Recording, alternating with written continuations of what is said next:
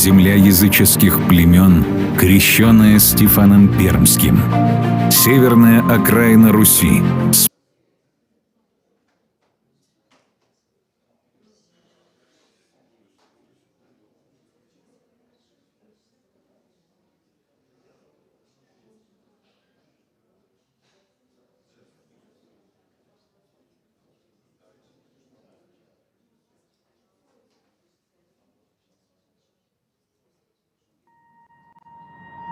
Республика Коми. Земля языческих племен, крещенная Стефаном Пермским.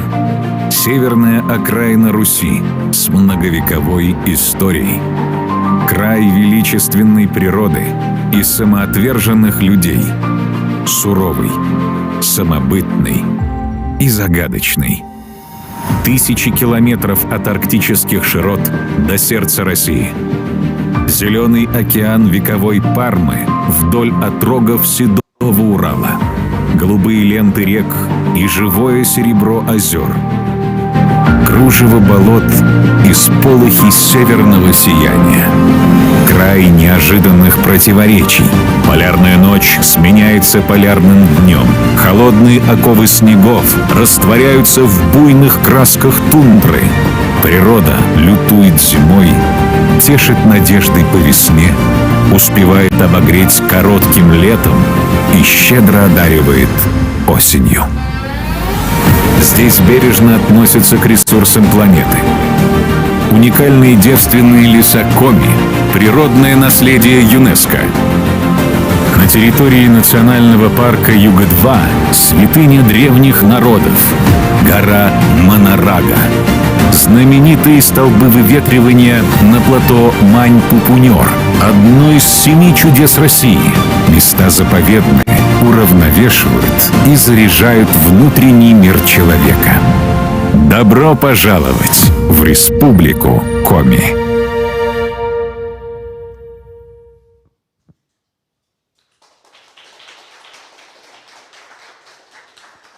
Здравствуйте, дорогие друзья! С вами удивительная Республика Коми. Этот год знаменателен для нас. Именно сегодня, в этот год, наша республика отмечает 100-летие своей государственности. И в этот же год Библиотека иностранной литературы также отмечает свой вековой юбилей. И очень символично, что сегодня мы заключаем соглашение о сотрудничестве. И я приглашаю для торжественного подписания этого важного документа директора Библиотеки иностранной литературы Павла Леонидовича Кузьмина и директора Национальной библиотеки Республики Коми Алексея Анатольевича Просужих.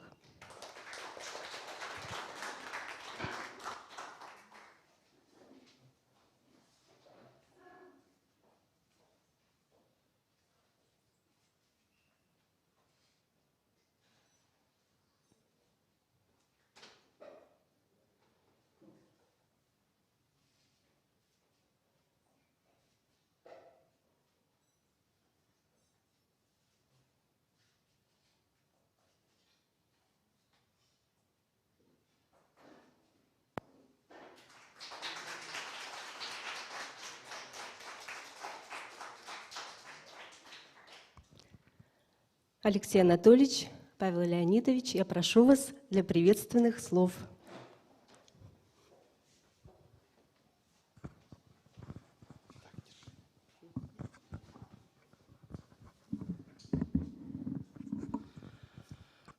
Добрый день, дорогие друзья, уважаемые коллеги, дорогие наши любимые земляки и все те, кто сегодня собрался в этом замечательном здании, собрались в библиотеке иностранной литературы. Мы сегодня презентуем книжные национальные новинки и встречаемся с их авторами. Буквально на днях в Москве завершился масштабный проект «Дни Республики Коми», который проходил с 23 мая по 31 мая. 10 дней жители и гости столицы знакомились с культурой, традицией коми-народа. 1 июня этот проект стартует на лучших творческих площадках города Санкт-Петербург. Сегодняшнее мероприятие – это еще одно звено вот в том богатом ожерелье праздничных мероприятий. Это еще одно признание в любви нашей с вами Родине. Как известно, лучший подарок – это книга. Книги, которые мы сегодня презентуем, это подарок самой республике, всем ее жителям, все те, кто в ней живет и живет за ее пределами, кто любит ее и интересуется ее историей и ее культурой. И я для приветствия приглашаю к этому микрофону замечательного, уже можно так сказать, своего коллегу Павла Леонидовича Кузьмина, генерального директора библиотеки. Павел, пожалуйста. Дорогие друзья, для нас огромная честь, для библиотеки иностранной литературы, приветствовать столь великую республику Коми. Я не оговорился, я так к этому отношусь, потому что, во-первых, то, что вы сегодня в библиотеке иностранной литературы, для нас значимо по двум моментам. Уже отмечено, что библиотеке иностранной литературы 100 лет, республике Коми 100 лет. И вот на этом этапе столетнего нашего возраста совместного наши отношения развиваются очень стремительно. Они, честно говоря, были не столь развиты до 2018 года. В 2018 году библиотека иностранной литературы в рамках начала проекта «Модельные стандарты» подписала соглашение с Министерством культуры, у вас, туризма и архивного дела, подписала соглашение по модельным библиотекам. Как вы знаете, модельные библиотеки сейчас они развиваются очень активно, и ведет эту деятельность библиотека РГБ Ленинка, хотя модельные библиотеки начинали здесь, в иностранке.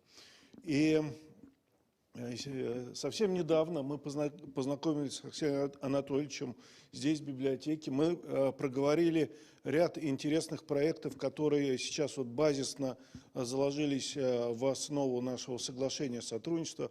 Знаете, библиотека иностранной литературы в этом столетнем своем периоде и переходя на второй сотку своей жизни, она старается в какой-то степени скорректировать свою деятельность, и я подчеркиваю двумя линиями именно скорректировать, потому что мы не пытаемся ее изменить. Наша деятельность, которая доказала, что в течение 100 лет мы занимались абсолютно правильным направлением деятельности, мы ее скорректируем, исходя из тех новых вводных, которых есть. Я думаю, что мы эту деятельность, я уверен, что мы будем это корректировать, эту деятельность совместно с регионами, и Республика Коми в этом плане занимает лидирующие позиции, потому что Национальная библиотека Республики Коми, она взяла на себя ответственную роль быть координатором тех программ и проектов, которые осуществляет библиотека иностранной литературы на территории всей республики.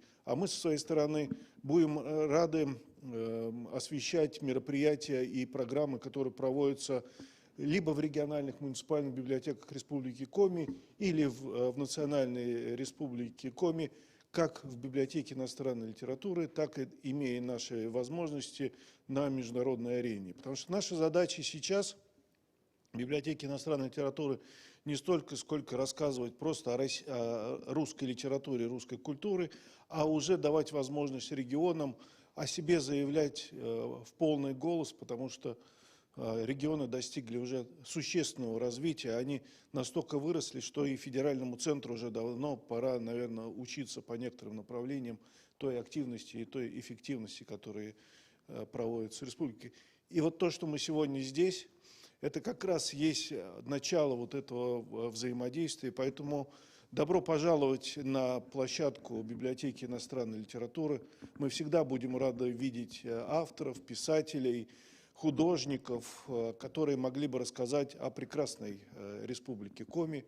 И мы со своей стороны постараемся с тем, чтобы о вашей прекрасной родине знали как можно больше во всем мире. Спасибо вам огромное, что вы с нами. И тоже я хотел бы, знаете, как говорят, из библиотекари знают, что не очень хорошо выносить книги из библиотеки. Но одновременно мы все понимаем, насколько важно обмениваться книгами, потому что без обмена и без получения доступа к новым изданиям, новым публикациям, в какой-то степени наша деятельность, она приходит к определенному застою. А это в нашей жизни ни в коем случае нельзя претерпеть. Поэтому я здесь подготовил некоторый комплект литературы. Во-первых, и двуязычные издания, даже троязычные. Вот Самуэль Беккет, ирландский писатель, которого мы издали совсем недавно к 75-летию Екатерины Юрьевны Геневой, которая возглавляла библиотеку иностранной литературы и которая создала этот проект двуязычных изданий. Вот это издание последнее, которое совсем недавно вышло, оно на русском, английском и французских языках, которое дает возможность изучать и иностранцам русский язык, и русским иностранные языки через литературу. Тургенев тоже наше издание, которое мы издавали. Это наше издание, которое мы будем продолжать, и мы приглашаем к сотрудничеству, кстати, по издательской деятельности вас. Да. И, в общем, я передаю, вы дальше потом изучите, точно так же, как очень хотелось подойти к вашему стенду вашей литературы и ознакомиться с теми прекрасными произведениями, которые вы сегодня представляете. Но я думаю, что у нас еще будет время ознакомиться. Все, не хочу затягивать время. Будьте счастливы, здоровы, и спасибо, что вы с нами. Спасибо. Спасибо огромное. И, Павел Леонидович, пожалуйста, не уходите. Как говорится, книги нельзя выносить, но можно вносить в библиотеку. Поэтому со стороны Республики Коми от имени и по поручению исполняющей обязанности министра культуры Республики Коми Балмастовой Марии Алексеевны, от всех наших коллег, от издателей, от авторов, я также хочу подарить в фонд иностранной библиотеки книгу, о которой мы сегодня будем говорить. Это совершенно новая книга, она только-только вышла. Приурочена она именно к 100-летию Республики Коми. Это историко-культурное достояние Республики Коми книга. Спасибо огромное. Спасибо. Вот. Спасибо огромное. И вот такая замечательная детская книга «Сказки северных ветров». Это для юных читателей замечательная раскраска. О ней тоже будем сегодня говорить, рассказывать. Будут здесь авторы. Тоже в вашу коллекцию. Роскошно. Спасибо. Спасибо огромное. Спасибо. Спасибо.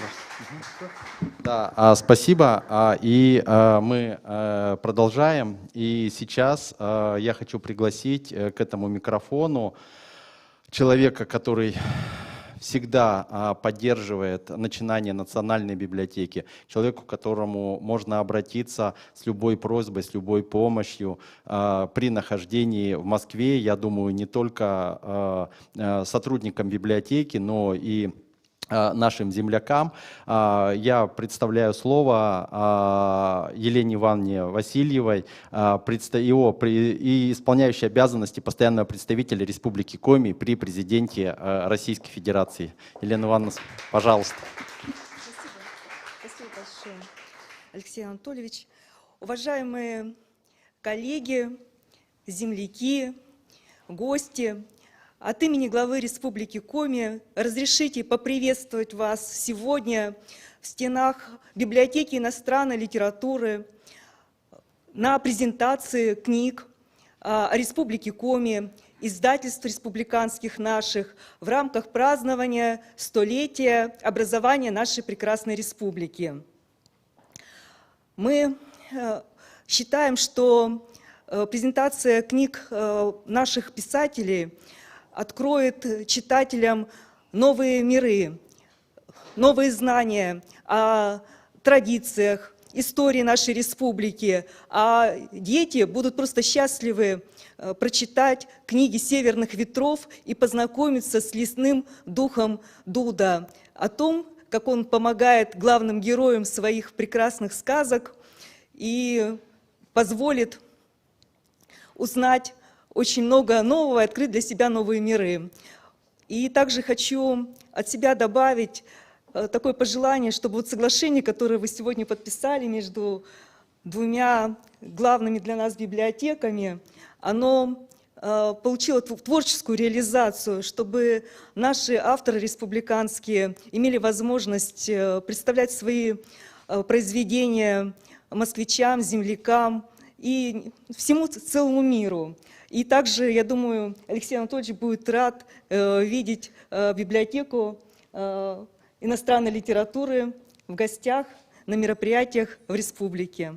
Спасибо вам всем большое и желаю увлекательного приключения сегодня в ходе этой прекрасной творческой встречи. Спасибо. Елена Ивановна, пожалуйста, тоже не уходите. Я точно так же от имени и по поручению Марии Алексеевны Балмастовой хочу подарить вам, и чтобы эта книжка «Удивительное историко-культурное достояние Республики Коми» находилась в нашем представительстве. Я знаю, что у вас также есть небольшая библиотека Республики Коми, поэтому я думаю, она займет в библиотеке достойное место и будет служить таким своеобразным навигатором всем тем, кто посещает наше представительство, о знакомстве с нашей удивительной и любимой республикой. Елена Ивановна. Спасибо большое. Спасибо. Очень приятно. Это очень ценный подарок. Спасибо большое. Спасибо. Коллеги, давайте, спасибо, Елена Ивановна. Давайте будем продолжать. И перед тем, как я передам слово нашей очаровательной ведущей Елене, я бы хотела сказать слова искренней благодарности всем тем, без кого наш сегодняшний проект бы не состоялся, и мы бы не собрались в этом зале. В первую очередь, искренние слова благодарности руководству и коллегам иностранной библиотеки. Слова благодарности нашим партнерам, нашим писателям, нашим издательствам, кто сегодня присутствует здесь, в этом зале. Также я бы хотел сказать слова благодарности ЮГОРу, это Центру культурных инициатив, огромные слова признательности и благодарности нашему учредителю в лице Министерства культуры, туризма и архивного дела. Сегодня среди гостей присутствует Раевская Наталья Арсеновна, это начальник отдела Министерства культуры, туризма и архивного дела по взаимодействию с библиотеками и с музеями такого регионального уровня. Уж там должность сейчас точно не назову, Наталья Арсеновна. Спасибо огромное. Спасибо огромное нашему представительству. Спасибо огромное землячествам, которые очень активно поработали и собрали здесь всех в этом уютном зале. Коллеги, огромные слова благодарности всем. И давайте продолжать. Елена, пожалуйста, теперь все в ваших руках. Благодарю.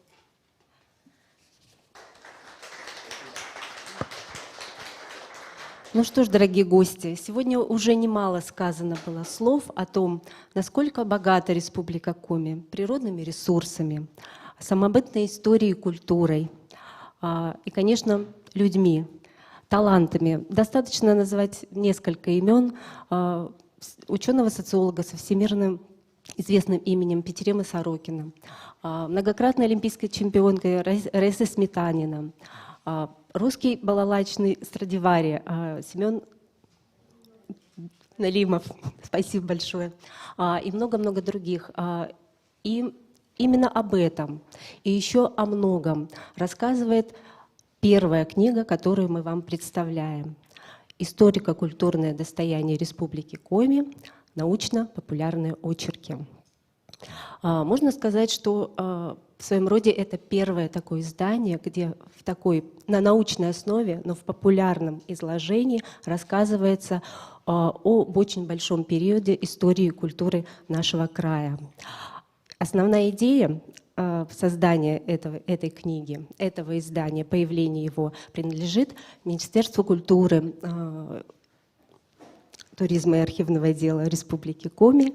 И очень хорошо, что сегодня Наталья Арсеновна Раевская, начальник отдела библиотечного, музейного и архивного дела нашего министерства, может нам рассказать, как же появилась такая идея сделать такой замечательный подарок нашей республике и не только ей, всем. Спасибо за предоставленное слово. Очень приятно здесь видеть знакомые, незнакомые лица. Нас здесь много, и мы узнаем много нового о нашей республике. И, конечно же, благодаря вот вышедшей в свет, буквально горячей, можно так сказать, книге «Историко-культурные очерки. Достояние Республики Коми». Идея действительно появилась в недрах Министерства культуры. Наш предыдущий министр Сергей Витальевич Емельянов собрал команду, которую возглавил главный редактор этой книги Игорь Любомирович Жеребцов, и появилось такое замечательное издание.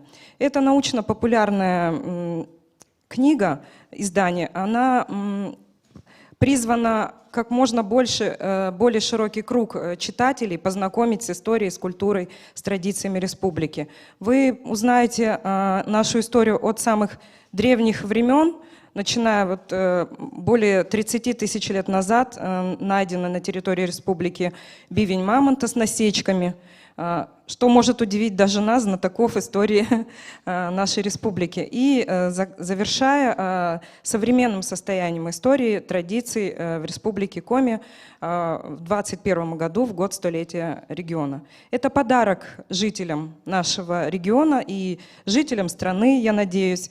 Он заключается в том, чтобы как можно более простым, доступным языком рассказать о республике.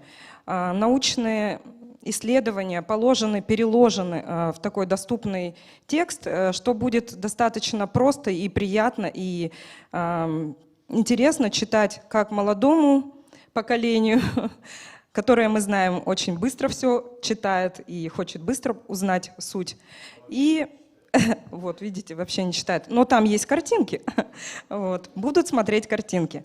В общем, я не буду много говорить. Здесь есть авторы издания. Они интереснее и подробнее расскажут нам о нем. Спасибо большое.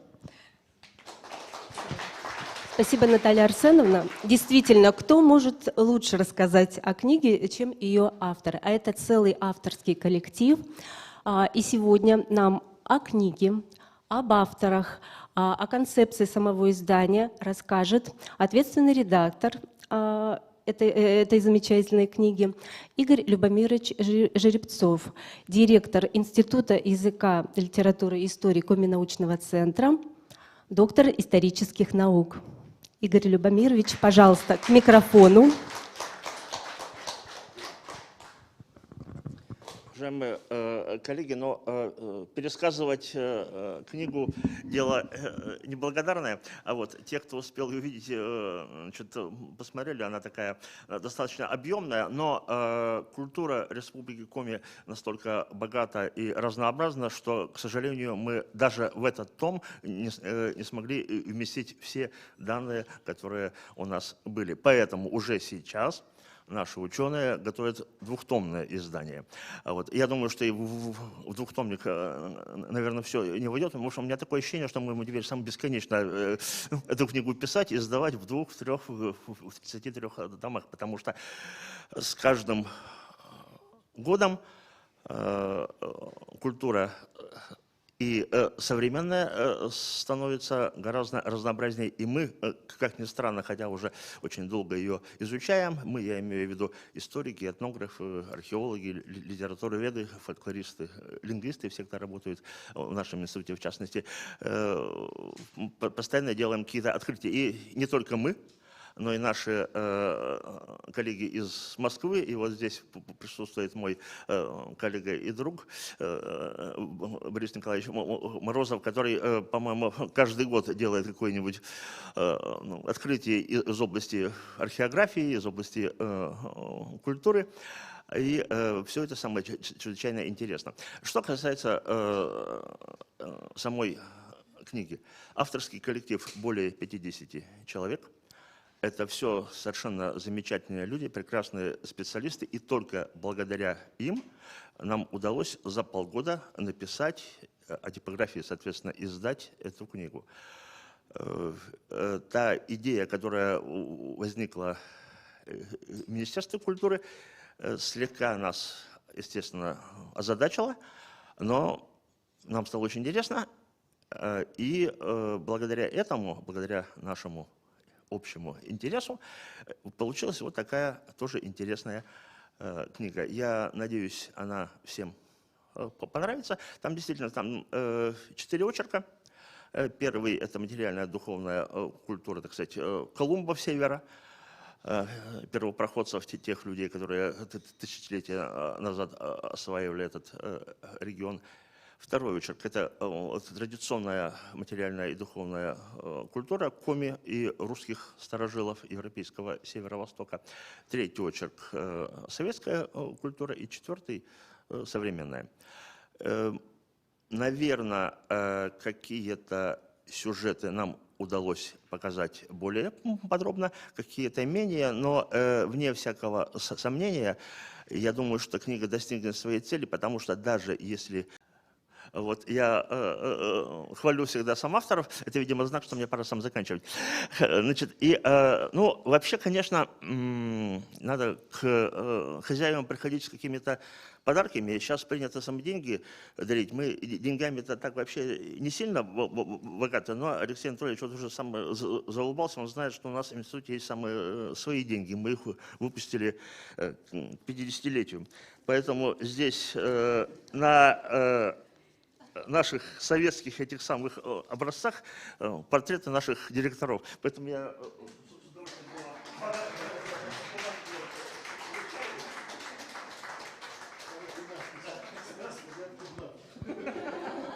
Всем спасибо. Да, действительно, лучший подарок — коллекция марок и деньги. Друзья, а у нас сейчас прямой эфир. На связи из Сыктывкара Игорь Арестович Васкул, заместитель директора Института языка, литературы и истории Коми-научного центра. Он замдиректора по научной работе, кандидат исторических наук. Игорь Арестович — специалист по древности, по древней истории нашего края. И вы нас хорошо слышите, Игорь Арестович? Да, и мы вас замечательно. И хотелось бы услышать о самых древних артефактах, которых сегодня известно у нас в республике и вообще во всем мире. И вообще, раз мы сегодня говорим о культурном коде зырян, насколько древние люди, населяющие нашу землю, походили на нас, или мы на них похожи? Вопрос, возможно, странный, но хотелось бы услышать на него ответ. Спасибо за вопрос. Можно я все-таки не про всю мировую археологию буду рассказывать, потому что это займет не один час. Вот, а про наши древности, пожалуйста. Ну, вы тут уже говорили, что человек впервые появился около 40 тысяч лет от наших дней на территории современной республики Коми. Это были действительно Колумбы каменного века. Вот, и открытие этих стоянок произвело переворот в мировой науке, потому что считалось, что здесь ледяной панцирь был, и человеку там тут нечего было делать. Ну, на самом деле все не так уж и просто. Да? Трудно говорить, насколько мы с вами похожи вот на этих товарищей, которые прибежали за мамонтом на нашу территорию, и тем более, как они на нас похожи. Ну, во-первых, вне всяких сомнений, конечно, все, кто здесь жил, оставили свою, да, свое наследие в народе Коми, в культуре Коми, потому что формирование народа достаточно длительный и сложный путь, как мы с вами знаем. Вот. Но ведь они были охотниками и рыболовами. А культурный код Коми — это человек, да, лес-река, правда, культурное пространство Коми? Охота, рыболовство. Вот хотя бы в этом люди, пришедшие 40 тысяч лет от наших дней, и Коми народ подобный и похожий. То есть вот, именно на уровне образа жизни, да, традиционного: охота, рыболовство, лес, речка и так далее и тому подобное.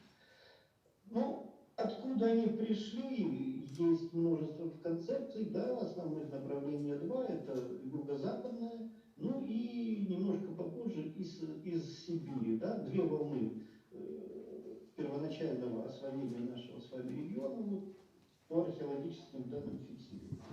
понятно, что каждый артефакт, как вот говорили, да, он уникален из той эпохи, из древнего каменного века. Ну, действительно, вот, особо интересна находка бивня мамонта из урочища мамонта в Курьяе, там по пути, в Воркуту такое место есть на улице, да? И он орнаментирован парными и тройными нарезками, которые некоторые ученые считают, что это древний охотничий календарь. Вот такая история, да?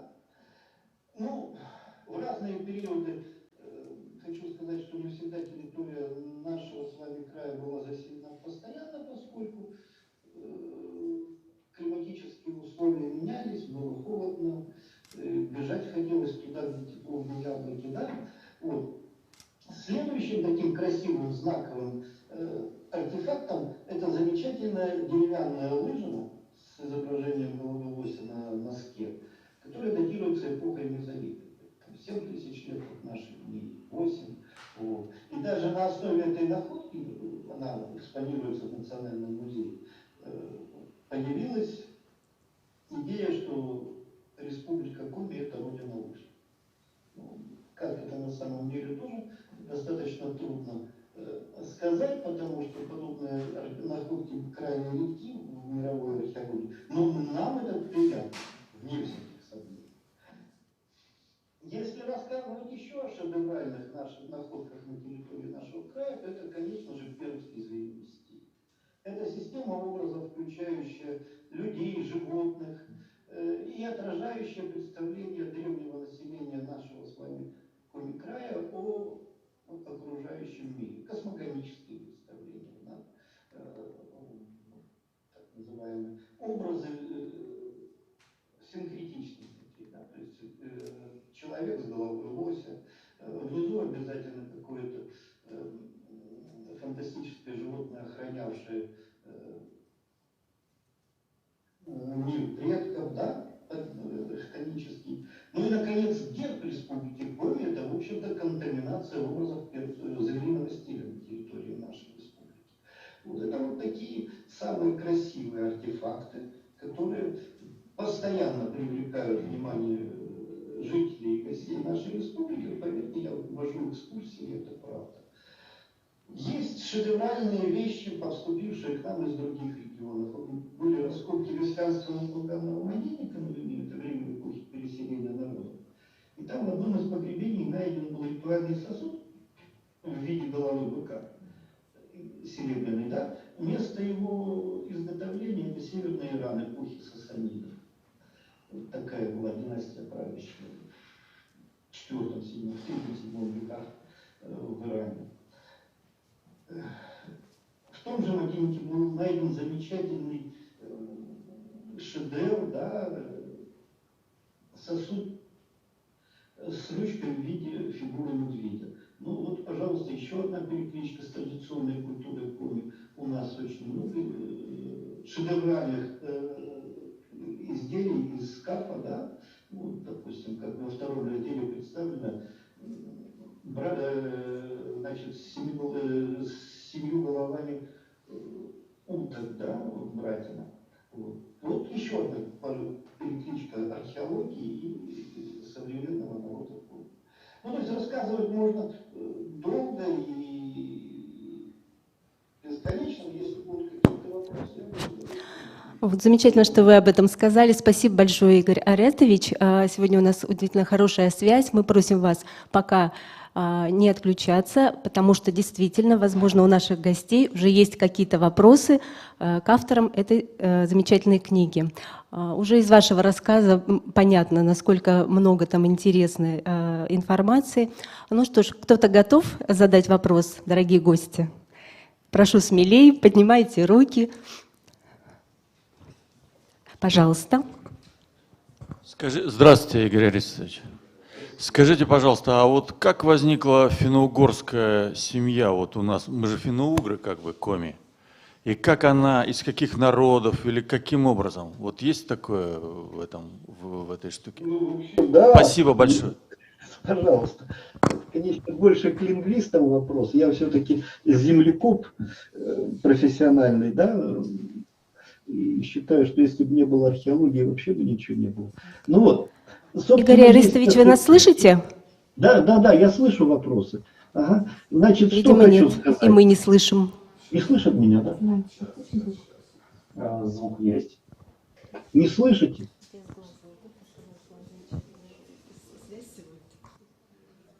Ну все, их не слышно тоже.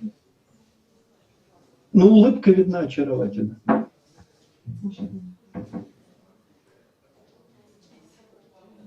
Зачем они про это? Может быть, к Игорю Любомировичу? Все. До свидания. Нет, еще раз здравствуйте, продолжаем разговор.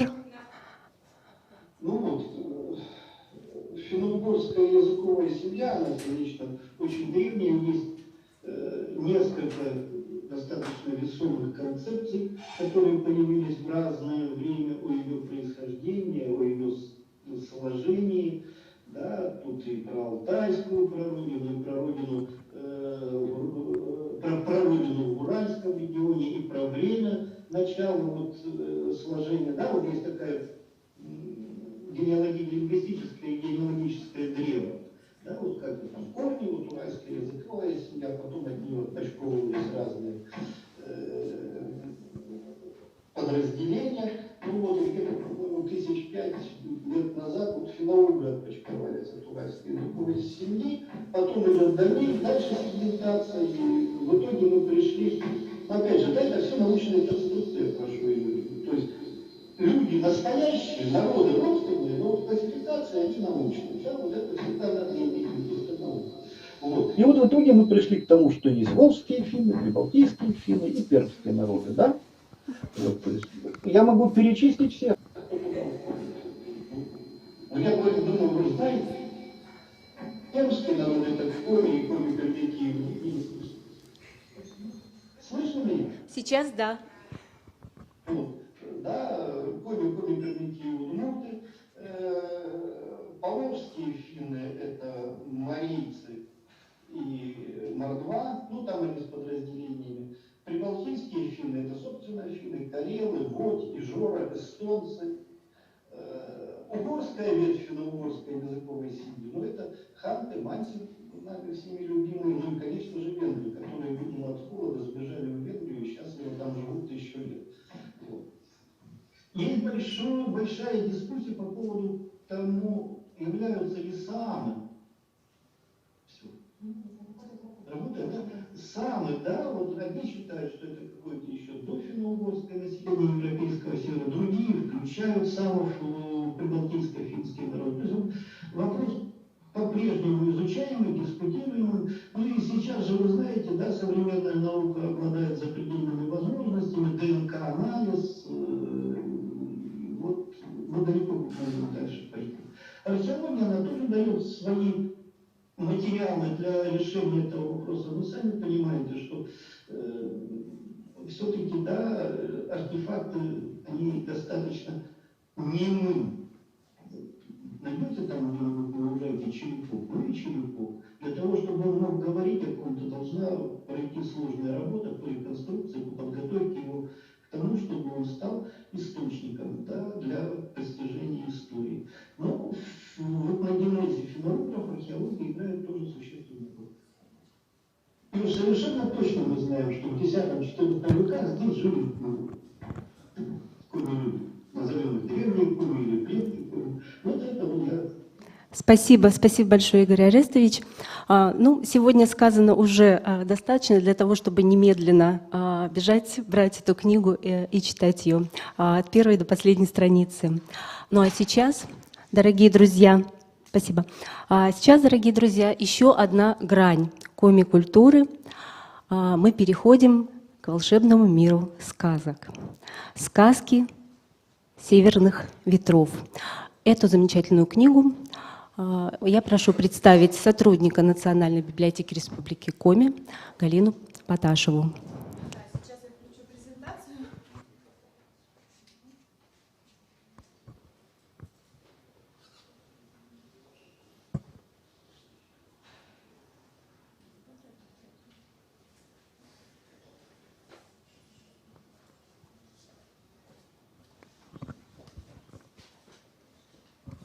Простите за заминку.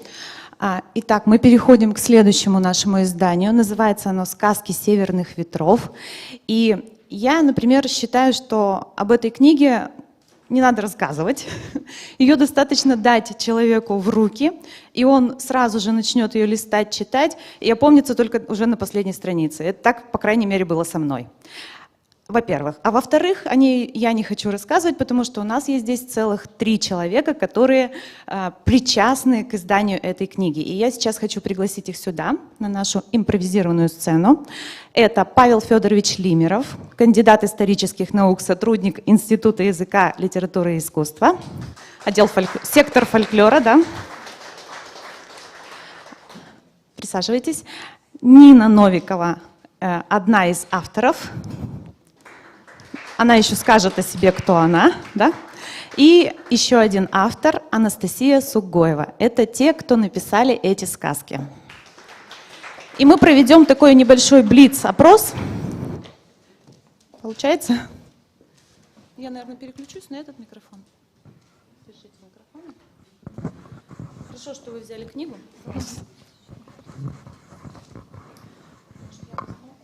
Давайте я возьму микрофон и сделаю презентацию. Давайте я буду лучше листать вот там. Угу. Итак, самый первый вопрос, Павел Федорович, сначала к вам. Сказки и почему-то научный редактор книги. Зачем сказкам понадобился научный редактор? Ну, во-первых, потому что надо было сказки еще подобрать, чтобы они соответствовали разным регионам нашей республики. А во-вторых, надо было их немножко редактировать, потому что они, в общем-то, эти предания, которые собраны в этой книге, они как бы являются переводами текстов, которые были записаны когда-то фольклористами. Их надо было подготовить и пересказать. Но и чтобы у авторов, которые пересказывали эти тексты, не было такого жуткого полета фантазии, чтобы они сохраняли свою фантазию в рамках такой этнографической действительности, вот и нужен, наверное, научный редактор. И, во-вторых, художник, который рисовал вот эти замечательные картинки, замечательные иллюстрации, чтобы он тоже придерживался каких-то фактов традиционной культуры коми. Вот для этого и нужен я. Спасибо. Нина, Анастасия, добавите что-нибудь? Только сейчас поняла, для чего нужен был нам руководитель, чтобы наш жуткий полет фантазии как-то ограничить. На самом деле Павел Федорович поскромничал в какой-то мере, потому что Павел Федорович принимал участие на всех этапах обсуждения, да, этой книги. От идеи, тех образов, которые будут там представлены, самих текстов. И иногда, когда мы описываем там, да, в тексте какой-то нюанс, одежду, действие, и оказывается, это не соответствует тому времени и той эпохе, в которой происходили те или иные события. Потому что, с одной стороны, это сказки, но с другой стороны, как сегодня уже было сказано, да, предыдущими выступающими, существует действительно лыжа древняя в Республике Коми. И сказка о Йиркопе, которую как раз-таки вот я писала, да, вроде бы она сказка, а с другой стороны у нее есть некая такая основа. И вот всю эту основу этнографическую Павел Федорович с нами щедро делился. Я хочу добавить немножко. Вот они названы здесь сказками, на самом деле это предания. А вот есть, вот как фольклорист могу добавить, что предания имеют такую вот подоплеку, что они ориентированы на достоверность происходящего. То есть люди, которые их пересказывали, они верили в то, что это все было на самом деле. Поэтому автор, когда он полагает, что это все сказки, то он ориентируется на полет фантазии. Вот именно это я имел в виду. Да, и раз уж мы заговорили о Йиркопе, это одна из 12 сказок этой книги, мы на слайде разместили самого Йиркопа, иллюстрацию из книги. И вот так выглядит самая древняя в мире лыжа, которая была найдена на берегу озера Синдар, если я не ошибаюсь, поправьте меня, да? Где-то там же раскопки шли в торфяниках. И именно сам Йиркоп по преданию жил у этого озера. То есть у нас сказка сразу перекликается с реальностью. Вот сказка стала былью. Да. Ну что, переходим к следующему вопросу. Вопрос ко всем по очереди. Как вы думаете, кому вы посоветуете читать эту книгу? Работает, да?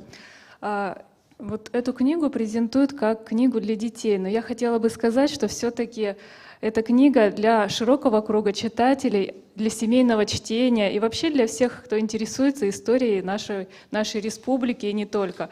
Потому что действительно очень интересно окунуться в этот мир мифов, преданий. Столько интересного я как автор, когда читала, очень много интересного даже для себя узнала. И думаю, что все-таки это не детская книга, а именно книга для семейного чтения. Спасибо. Анастасия? Но я бы еще немножко добавила, даже, может быть, Анастасия очень верно сказала, для кого эта книга.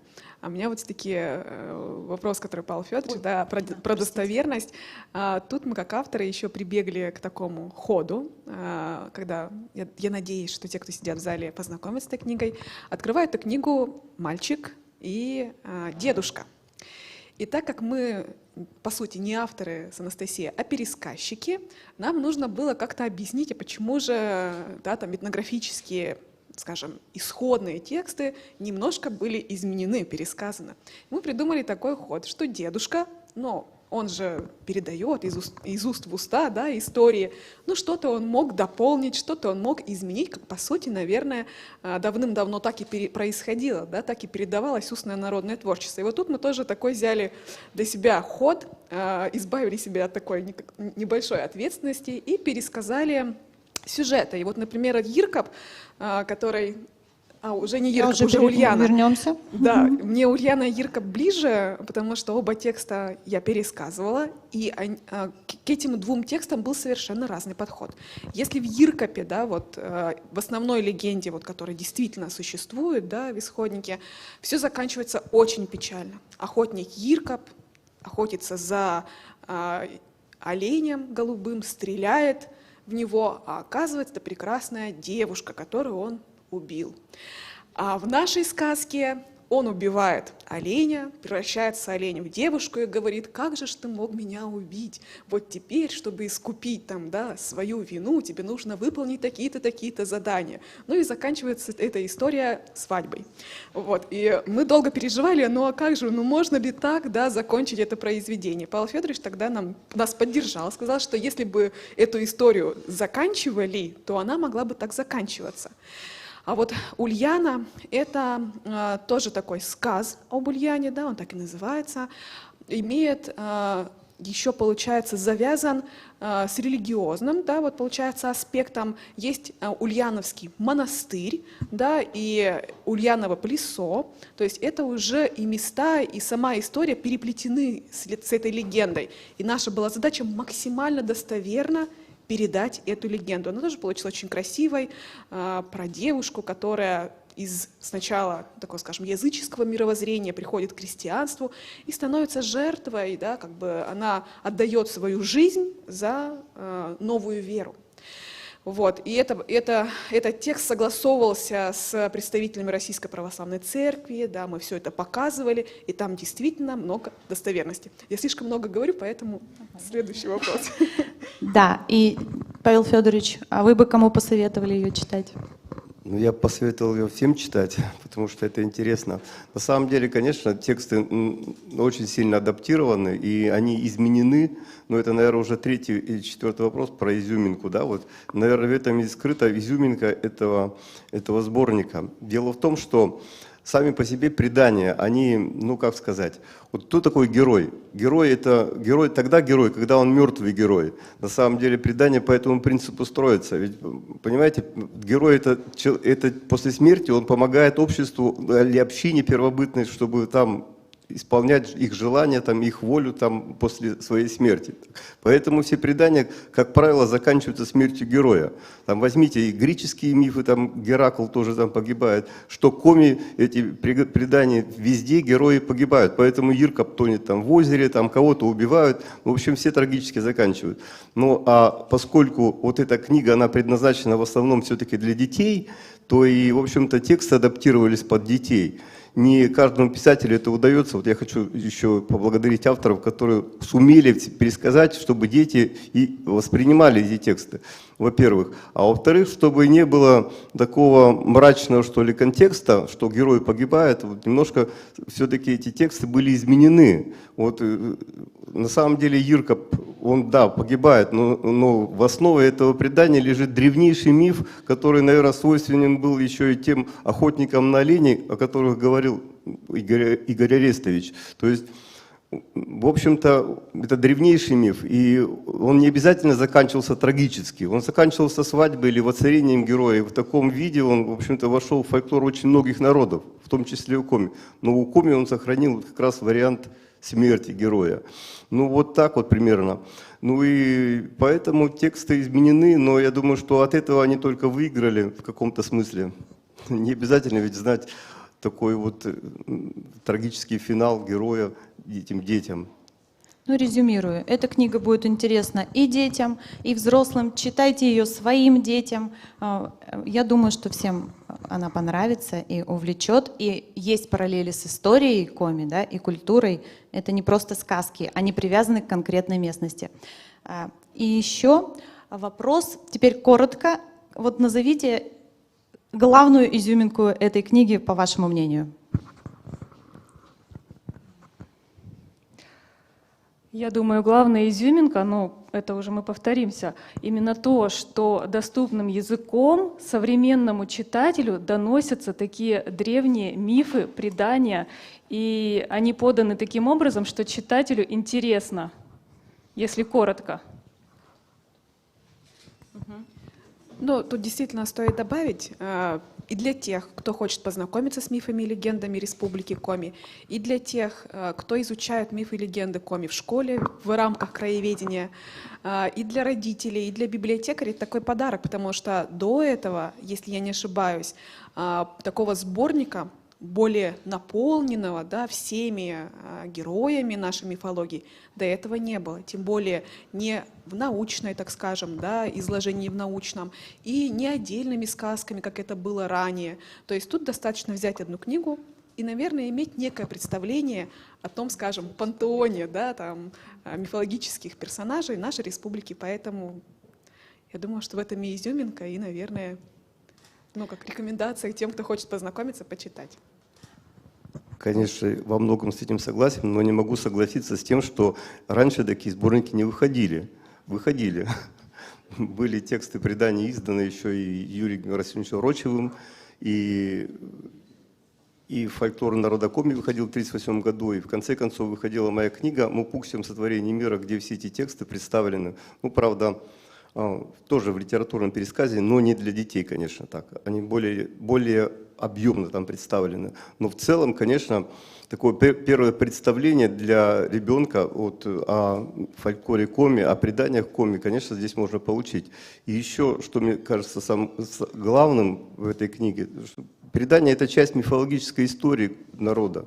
Да? Начинается с сотворения мира, там, когда мир сотворен, появляются герои, которые обустраивают этот мир для современных людей, то есть для нас с вами. Вот эти герои преданий как раз представлены в этой книге. Я надеюсь, что Анна Чуракова, автор проекта этой серии, вернее, этой книги, она как-то решится и будет, ну, как бы издавать серию вот этих таких вот мифологических текстов, может быть, от сотворения мира, включая предания, которые сейчас уже вышли, и к нашим дням, потому что в истории этой мифологической есть очень много интересного.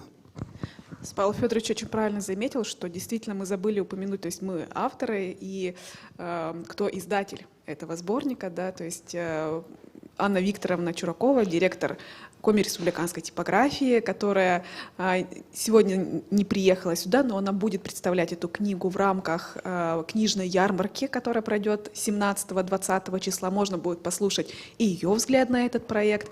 Вот. Ну и Коми республиканская типография как то издательство, которое исполняет очень смелые проекты. Да, я скажу, да, действительно, это смелый проект, и я скажу не как писатель, я скажу как читатель этой книги. Для меня самая главная изюминка в том, что эта книга современная. Да? Дети действительно обратят на нее внимание и благодаря иллюстрации, и благодаря полиграфии прекрасной. И еще есть одна изюминка. У этой книги есть оживающая дополненная реальность. Сейчас мы попробуем запустить, как это выглядит.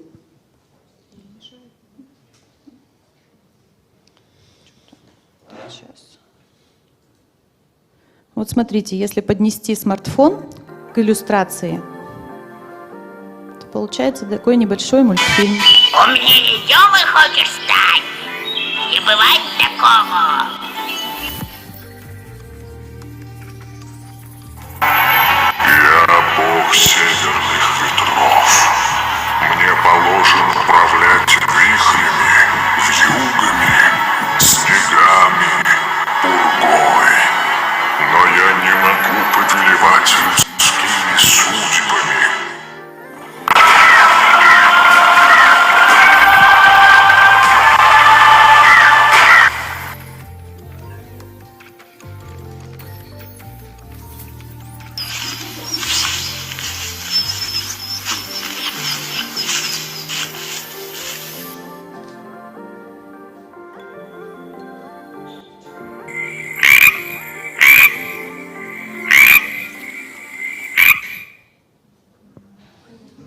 Здорово! Впечатляет? Вот. И еще хочу показать, как уже сказали, есть пересечение. И Ульяна действительно такой герой предания, и Йиркап, герой мифа, а лыжа на самом деле найдена, да, и мы верим в то, что он существовал. И уже сказали авторы, что они немного изменили сюжеты книг, да, пересказали по-своему. И небольшая минутка рекламы. Если зайти на наш сайт нашей национальной библиотеки, то можно почитать эти мифы, эти предания в оригинале и даже послушать, то есть включить своим детям эти сказки в оригинале, как они звучат. Сейчас я попробую даже включить.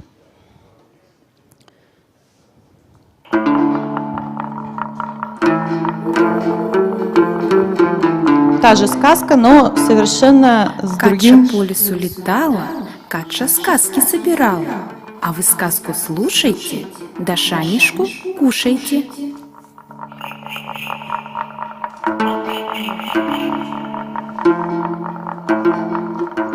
Охотник и чуб.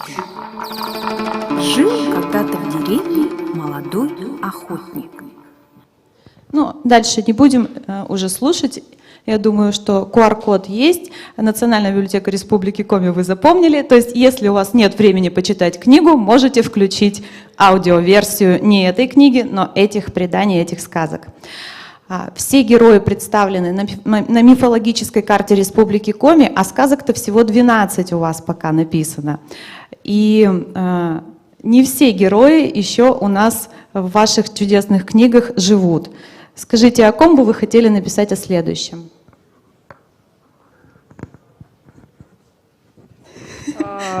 На самом деле, когда я начала работать с вот этим материалом, писать сказки, основанные на мифологии, в процессе написания сказок я поняла, что это очень интересно, невероятно интересно просто было столкнуться вот с этими героями. И я готова написать и про других героев, потому что на себе прочувствовала буквально дух каждого героя. Вот я просто расскажу, какие даже мистические истории происходили при написании сказок. Вот, например, про Йому. Йома — это, ну, в русском варианте Баба-Яга. Баба-Яга, да? И как обычно про Бабу-Ягу говорят, Баба-Яга злая, Баба-Яга, в общем, детей крадет и так далее, то есть очень много негатива. И так интересно было, историю про Йому я не смогла с первого раза дописать, а до меня вот еще один автор пытался написать, и Йома не давала. Это реально, я чувствовала на себе, она не давала нам писать. Я уже прочитала материал, подготовила, у меня уже в голове сидел сюжет, я садилась несколько дней подряд и буквально после первого предложения просто засыпала над клавиатурой.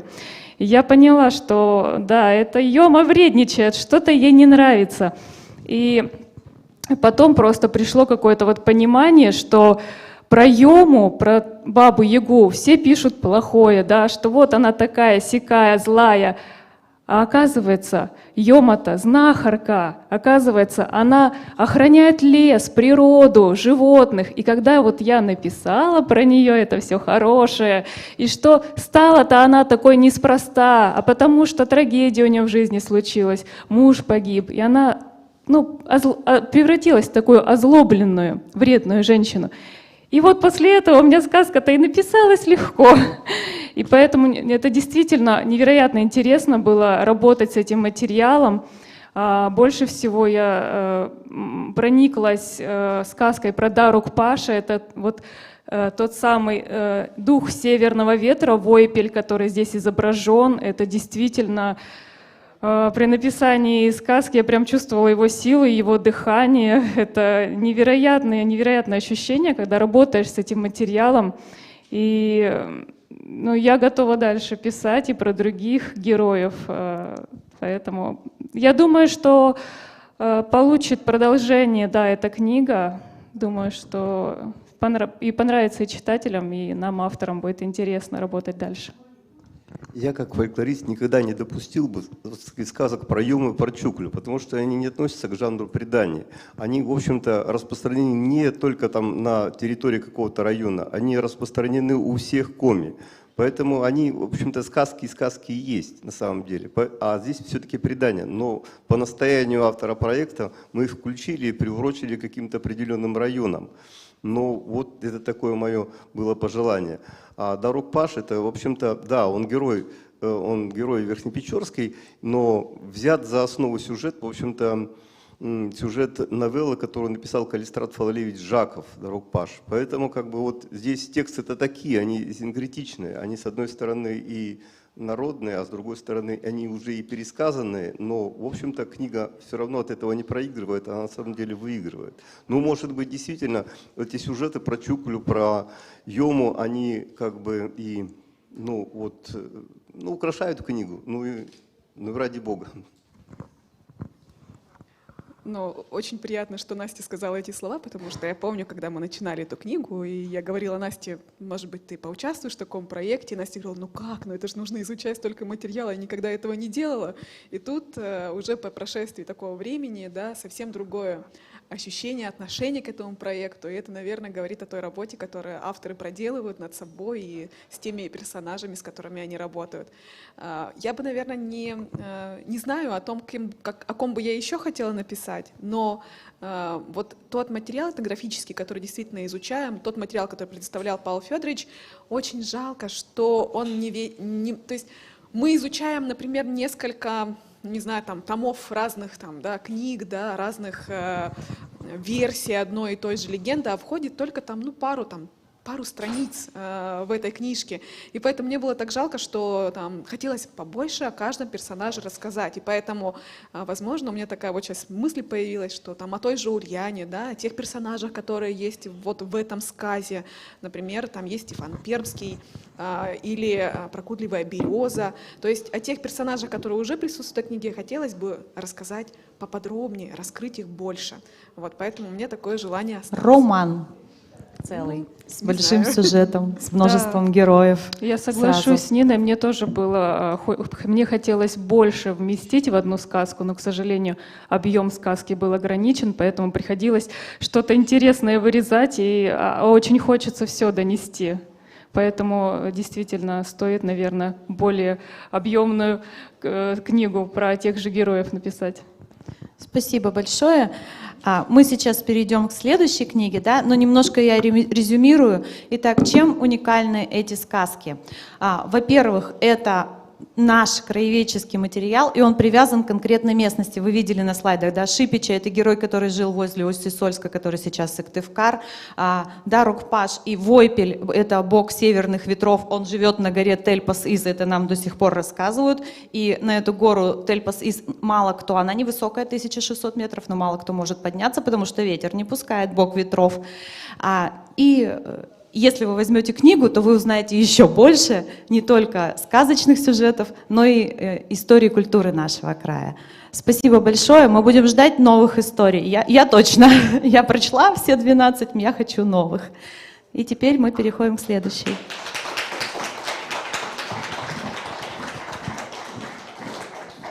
А нет, Нину Новикову я попрошу остаться. Да, руководитель редакции журнала «Арт», потому что именно она продолжит нашу презентацию следующей книги. Когда мы с вами говорим о людях как о главном, основном достоянии каждого края, мы понимаем, что та часть этого достояния дети, она совершенно особенная, это наше будущее, и то, что мы вложим в них, собственно говоря, такое будущее нас и ждет. И сейчас Нина Новикова и ее гости и авторы представят серию книг о лесном духе Дуде. Что же это за лесной дух? Что же за этот интересный персонаж? Давайте послушаем.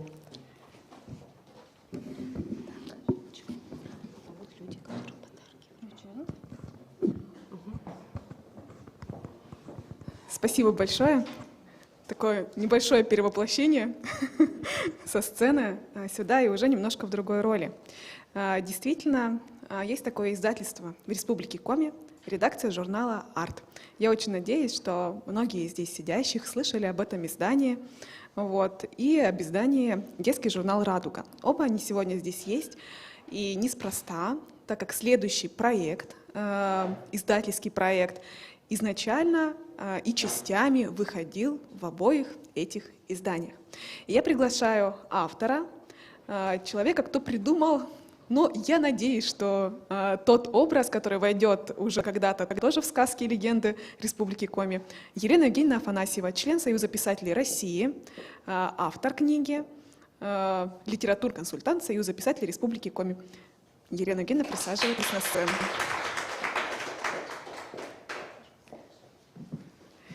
С Еленой Евгеньевной мы еще пообщаемся. А сейчас я бы, наверное, несколько слов сказала о самой книге. Даже, можно предыдущий слайд, да? Угу.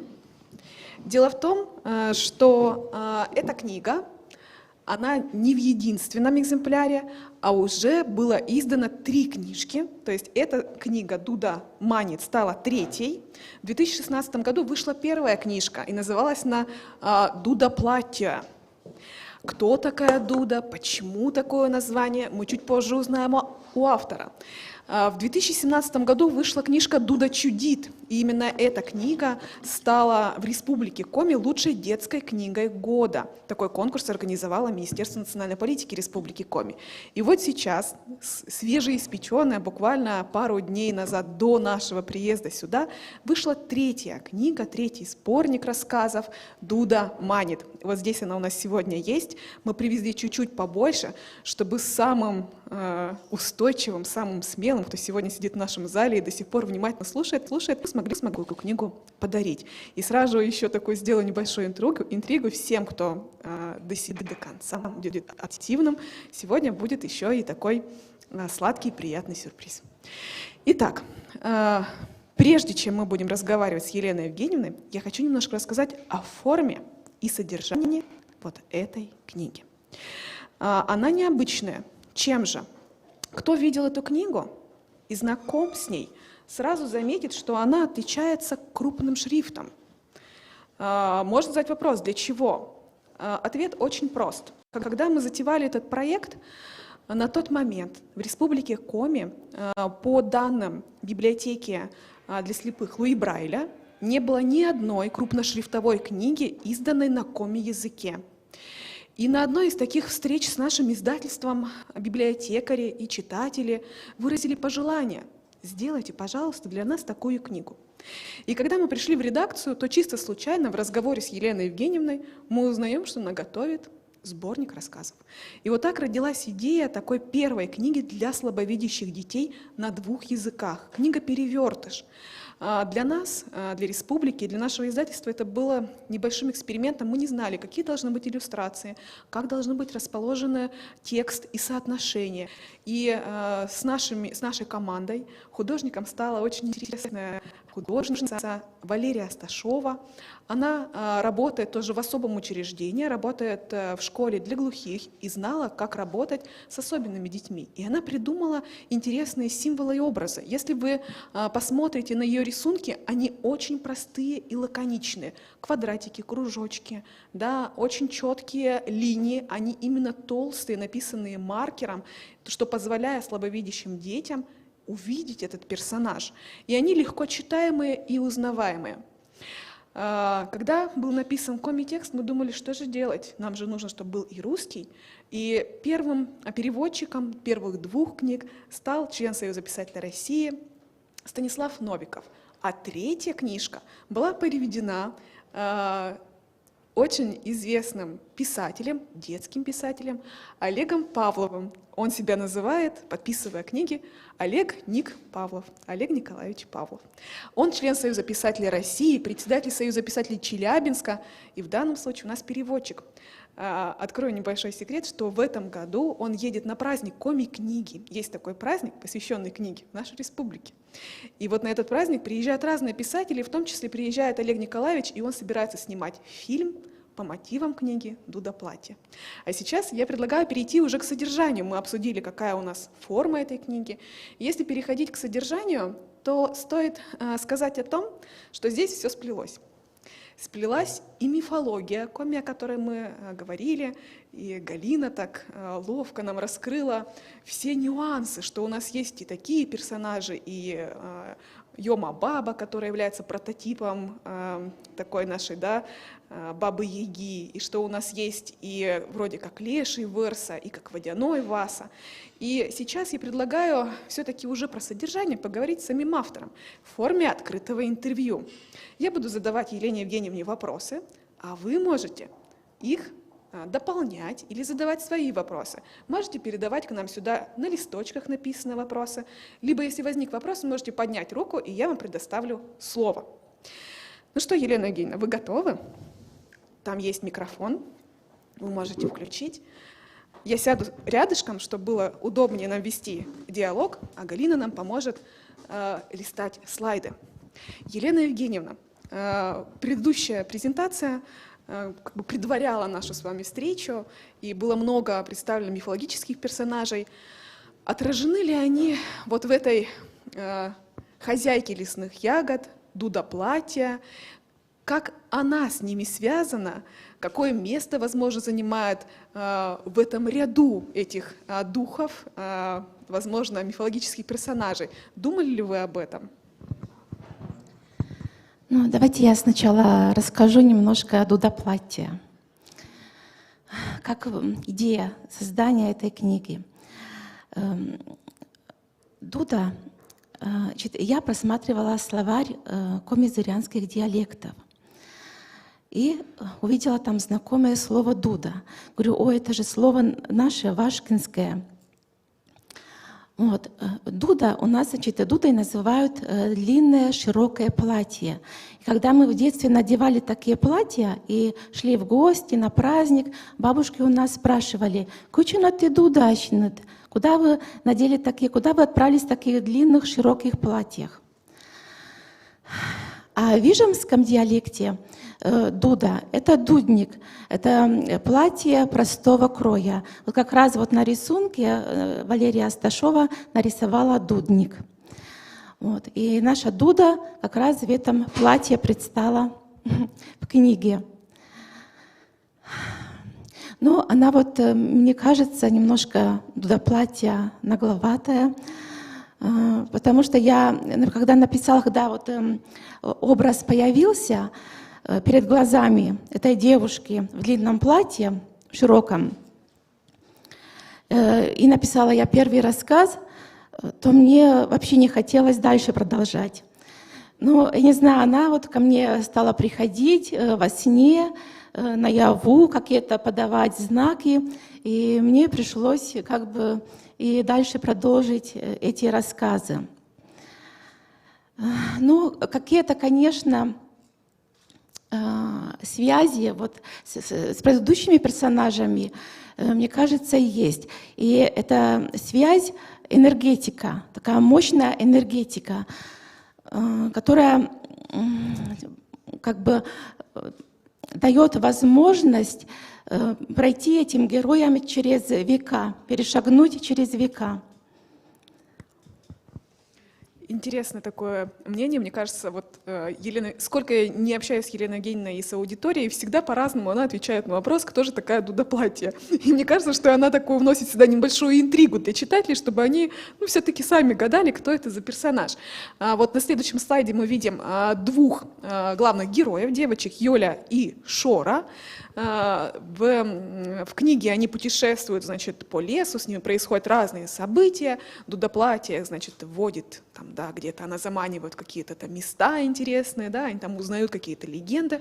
Вот, Елена Евгеньевна, в каждой книге посерединке есть целый этнографический словарь, начиная от самого слова «дуда», что значит, да, как появилось, и также раскрываются очень интересные места. И вот в последней книжке об очень многих таких, скажем, мест, да, написано. Вот скажите, есть ли география у Дуда Платья, да, у этой книжки? Связано ли это с вашими родными местами? И как вот все-таки, прочитав эту книгу, например, да, о каком районе можно больше всего узнать? Ну, конечно, когда я представила вот этот образ Дуда Платья, я представила как раз места вокруг Вашгарта, как раз вот Ву, речку Вашку, Койщан, и там встречаются и названия рек Ву, Ку, И. У нас вот такие названия короткие, состоят из одного-двух звуков. Скажем, река И впадает в речку Ку, Ку впадает в Ву, Ву в Мозен. Вот. И мне кажется, вот эта магия названия рек тоже помогла создать образ Дуда Платья.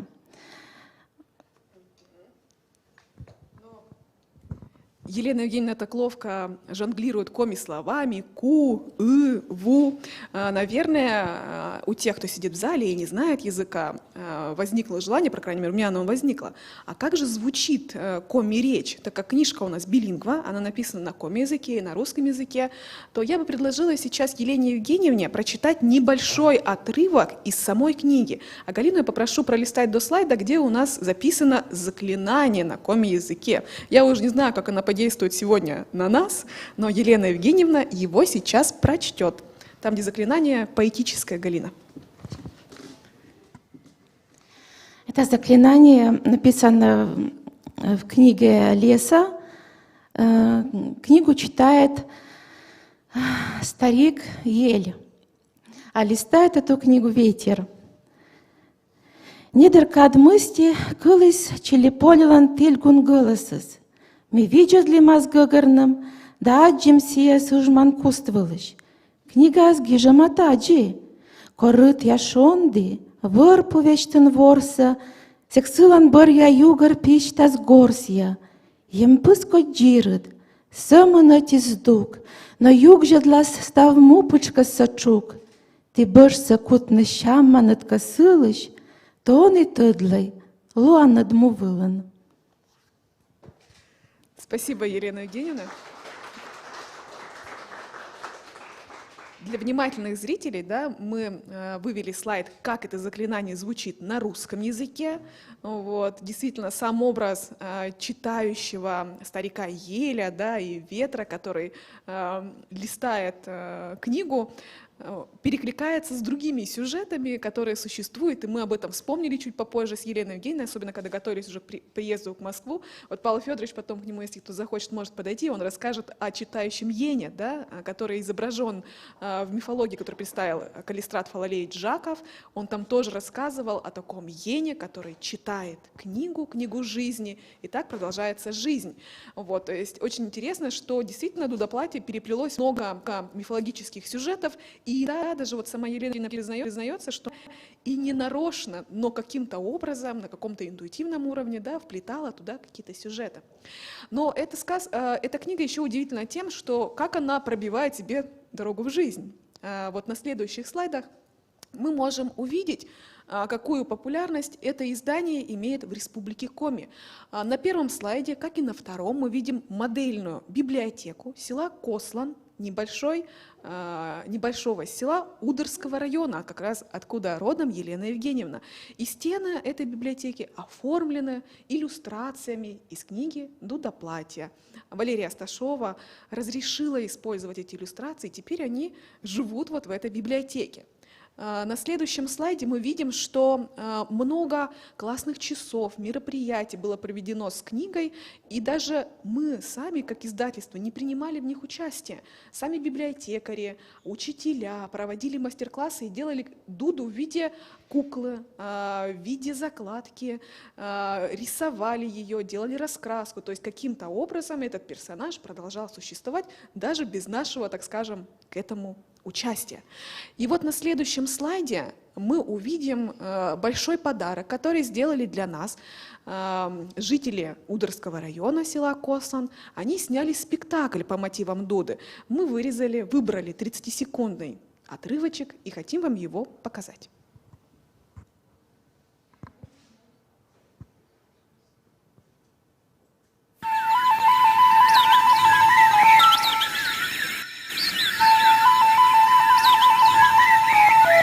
В этом году лето было особенно теплым и урожайным. На болотах поспела морозка. Лена с подружкой Ёлей решили пойти за ягодами вдвоем. Сели в лодку и переправились на другой берег. До болота пошли по тропинке, которая то исчезала, то появлялась вновь. Смотри, Юля, там целое поле морожки, как будто бы кто-то расстелил ярко-рыжий холст. Побежали!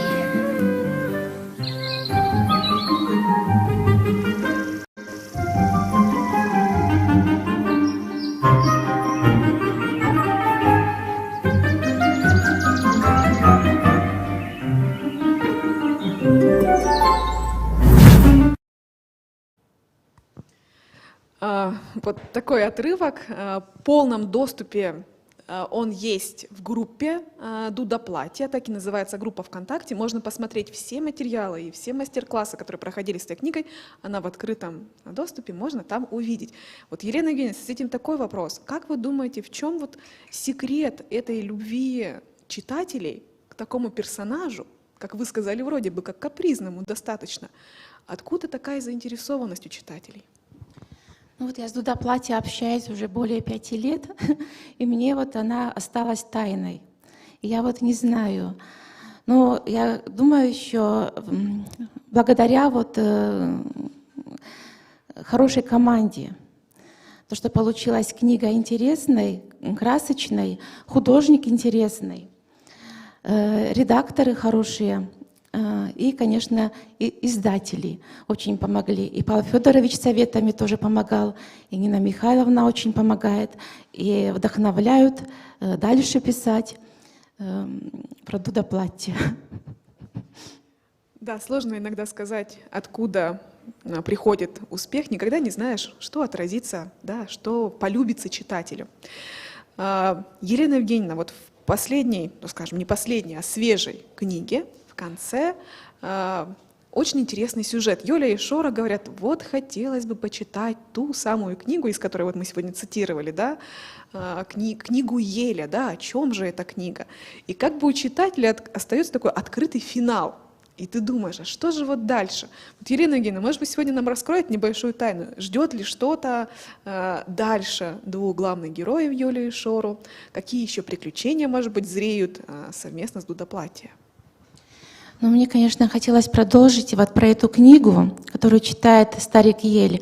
Но это, мне кажется, очень сложной задачей. Пока вот на сегодняшний день для меня это сложно. Поэтому я задумала книгу про зимнюю Дуду. Дети очень просят, на каждой встрече кто-то вот поднимает руку и говорит, а вот зимой что делает Дуда? Какая она зимняя, в каком платье, как девочки с ней общаются зимой? И вот я задумала про зимнюю Дуду писать. И один рассказ уже есть. Думаю, вот не знаю, если Дуда поможет, то может еще и получится остальные. Это очень хорошо. Мы, как и журнал «Арт», и журнал «Радуга» детский, очень всегда ждем ваших продолжений. Вот. Хотела спросить у зала, может быть, у кого-то есть вопросы? Я вижу, что есть целевая аудитория нашей книжки, есть маленькие читатели. Может быть, появились какие-то вопросы к автору, или про книжку саму, или про продолжение, про героев. Но если нет вопросов, я тогда предлагаю поиграть. Дуда очень часто играет со своими героями, да, этой книжки. Вот мы предлагаем вам поиграть небольшую игру. Так как у нас Дуда хозяйка лесных ягод, то сегодня мы проверим, насколько хорошо вы знаете северные ягоды. На экране будет появляться слайд с той или иной ягодой. Я буду спрашивать у вас, что это за ягода, а потом задание для самых продвинутых, кто, возможно, знает эту ягоду, название этой ягоды на коми-языке. Итак, первый слайд, на котором... Нет, это урок коми-языка. Вот в коми-языке есть одна буква, которая, наверное, вызывает больше всего трудностей. И буква эта О с двумя точками звучит как «э». Мы все умеем говорить букву О. «Э» — это когда мы не вытягиваем губы трубочкой, а как бы пытаемся улыбнуться, но улыбка не вверх, а немножко улыбка вниз. Давайте мы произнесем все вместе. И чем громче, тем веселей. 3, 4. Как О, улыбка вниз. Слушайте, у вас прекрасно получается. И давайте третий раз закрепим. Отлично. Эта буква будет встречаться в названиях, коми-названиях этих ягодок, и теперь мы знаем, как эту букву произносить. Итак, первая ягода. Выглядит она вот так. Как вы думаете, что это за ягода? Вот я сейчас подойду к маленькому нашему читателю, и она скажет, что это за ягода. Шиповник. А может быть, ты знаешь, как она звучит на коми-языке, эта ягода? Сегодня уже звучало это название. На другом диалекте лежнак. Слушайте, у нас точно сегодня есть человек, который получит подарок от Дуды, потому что абсолютно правильно, это шипича, и на русском языке это шиповник. Давайте похлопаем нашим маленьким читателям. А на родине Дудоплатья называют эту ягоду бутляк.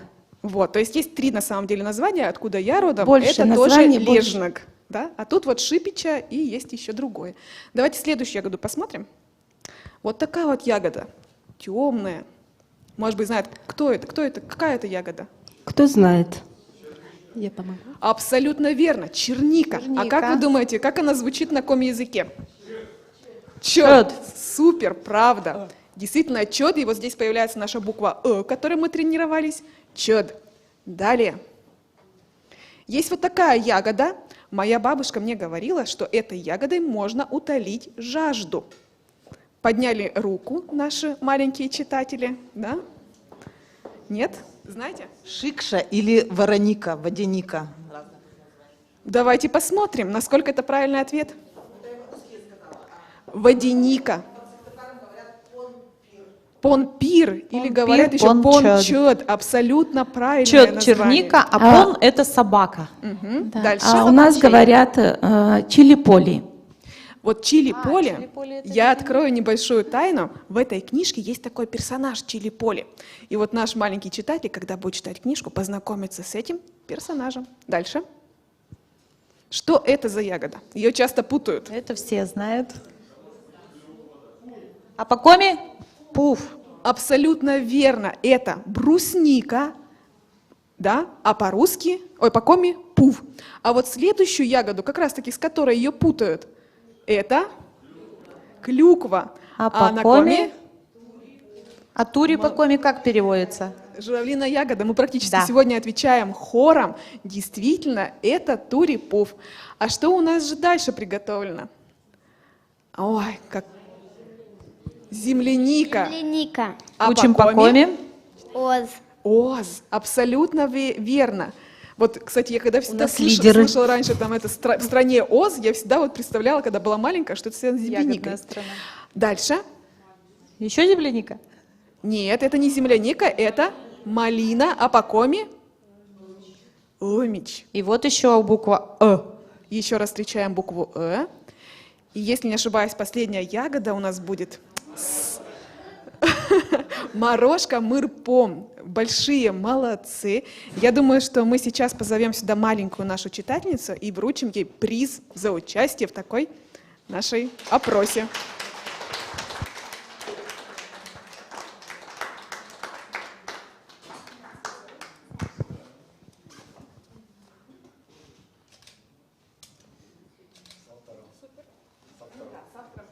Но мы потом еще раз пофотографируемся, да, и с автором в том числе. Вот. Я еще раз хочу спросить, может быть, у кого-то есть вопросы возникли дополнительные?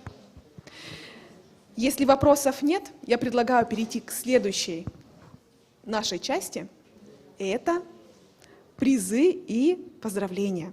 У нас, так скажем, первая часть была сегодня так освещена, да, подарками, призами. Я знаю, что сегодня у нас в зале приглашены представители библиотеки для слепых города Москва. Если эти представители, мы бы хотели вам тоже передать вот такую книгу, специализированную для слабовидящих людей. Мы вас просим выйти.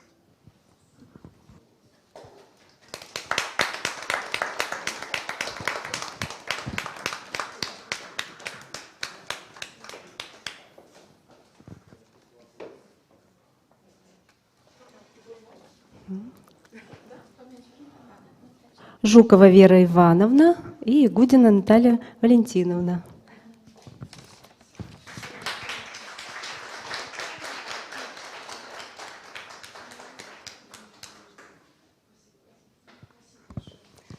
Спасибо, что вы к нам пришли.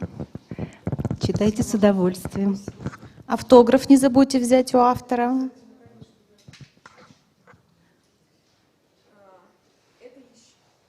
Это еще не все.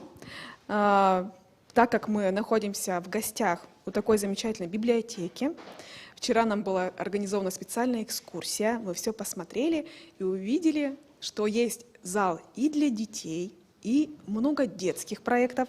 Поэтому мы бы хотели подарить библиотеке иностранной литературы главному директору, генеральному директору Павлу Леонидовичу Кузьмину тоже нашу книгу. Если его нет, можно представителю.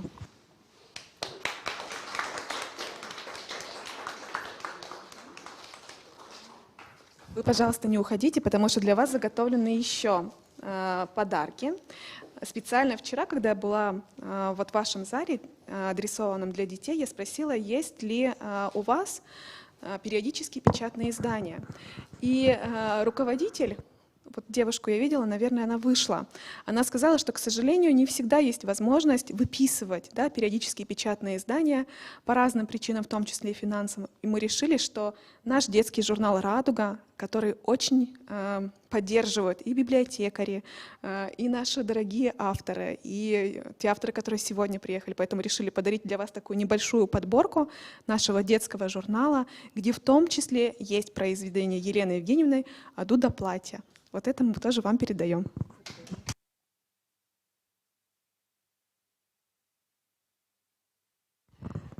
Также мы сегодня услышали, что Елена Ивановна делает небольшую коллекцию, да, книг о Республике Коми в представительстве при президенте Российской Федерации. Я бы хотела попросить помощницу выйти, чтобы тоже передать для нее книгу.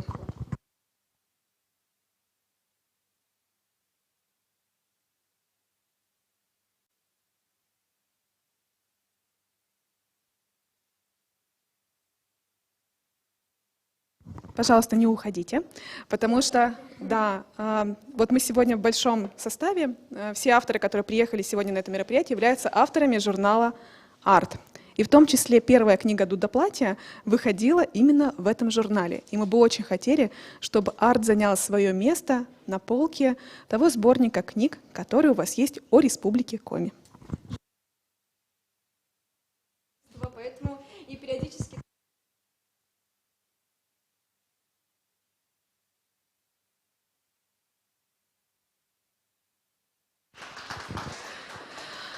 Ну что, интригу мы соблюли, и про сладость я не обманула. Последняя ягода, которую вы увидели здесь, была морошка. Вот. Прежде чем я скажу последнюю фразу, еще хотела сказать, что остались книжки, которые мы привезли на подарок. Если кто-то очень хочет получить Дуда-платье или журнал «Арт», то вы к нам подойдите, и мы вам тоже подарим. А сейчас всех приглашаем к дегустации. А если можно еще от земляков? Ага, да, конечно. Конечно. Да. Я член правления землячества КОМИ, я могу без этого. Вы запись ведете, да. Добрый день, наши дорогие гости. Мы очень рады тому, что вы нас пригласили, и мы здесь услышали столько нового и новых изданий о республике. Спасибо вам огромное. Я являюсь членом правления землячества КОМИ и председателем Руси Печорской в Москве. И поэтому мы здесь тоже ведем большую работу по изданию, по проведению различных круглых столов, конференций. И мы хотим вам вручить библиотеки вот такой сборник победителя. Он в прошлом году, это уже 12-е родословное земляческие чтения. Они 7 лет проводились у нас в постоянном представительстве Республики Коми. Затем 5 лет назад, когда было 95 лет республики, мы проводили в республике родословное чтение, а затем уже вышли на всю Россию. И поэтому передаем как эстафету от землячества к землячеству. В прошлом году был сборник, посвященный конференции юбилею Великой Победы. И также в этом году чтения продолжаются. 20 ноября мы всех приглашаем в Московский дом национальностей. Они поддерживают и финансируют издание сборника, который будет, родословные чтения будут посвящены столетию Республики Коми. Вот здесь информационное письмо. Ну и, конечно, от Руси Печорской нас представительств много. Мы вручаем это отчет по деятельности наших коллективов в вашу библиотеку. Спасибо вам большое. Очень было интересно. Да, спасибо от всех. И со своей стороны, со своей стороны мы бы тоже хотели подарить вам землячество, чтобы у вас на память осталось, и вы могли использовать этот материал при проведении работы с земляками, при проведении мероприятий, чтений. Замечательные книги, это же, конечно, книга о Дуде, о которой мы, говорили, и вот этот атлас «Историко-культурное достояние Республики Коми», где собрана вся история развития и становления культуры Республики Коми. То есть он такой хороший материал. Спасибо вам большое. Спасибо. И я хочу сказать, что здесь у нас тоже ученые, Морозов Борис Николаевич есть. Да. И, вот у нас проводятся мяндинские чтения, и представитель рода Мяндиных тоже доктор наук химико-биологических. Так что вот они тоже пришли сюда сегодня поприветствовать и подслушать. Спасибо большое. Спасибо вам большое. Да, Нина, пока ты не пригласила, потому что я боюсь, что после твоего приглашения мне уже можно будет ничего не говорить. Уважаемые коллеги, дорогие друзья, я хочу поблагодарить вас всех за сегодняшнее мероприятие, за ту поддержку, которую вы нам оказали. Достаточно непростая эта история презентовать книги о Республике Коми в Москве, но такой опыт, я думаю, который мы сегодня получили, планирование, проведение таких мероприятий, он не останется последним. Я думаю, что мы будем выезжать, будем встречаться с писателями, будем встречаться не только в столице нашей Родины, но и в других городах и весях нашей большой страны. И в заключение я не могу не сказать об одном важном событии. Вот при подписании нашего сегодняшнего соглашения дает такой замечательный старт проекту, который мы будем реализовывать на территории Республики Коми. Называется он «Неразделенные святые». Это проект, который поддерживается ООН, и туристические маршруты, которые будут предложены по Республике Коми через призму книги, через призму литературы, через призму христианства, скажем так, то есть у нас есть, например, Николай Чудотворец, который почитается всеми церквями, всеми концессиями, и Республика Коми богата церквями, которые посвящены его имени, и вот подобного рода маршруты туристические, в том числе для европейского государства, мы будем сертифицировать. Процесс это очень длительный, не быстрый, но я очень надеюсь, что благодаря вот таким проектам, благодаря тем книгам, которые есть у нас, которые были в монастырских библиотеках, на основании которых мы сегодня делаем какой-то анализ, какую-то аналитику, мы сможем организовать совместно с библиотекой иностранной литературы вот такие интересные маршруты. То есть это вот такой подход к культуре Коми через призму книжности. Но я думаю, что он на самом деле и для нас, и для вас всех является таким уникальным подспорьем. И когда мы будем готовы принимать и гостей, и гостиницы будут готовы, и описание маршрутов у нас появится. А это мы хотим сделать все до конца года. Я вас всех, не всех приглашаю посетить удивительную Республику Коми. Нина, а теперь приглашайте.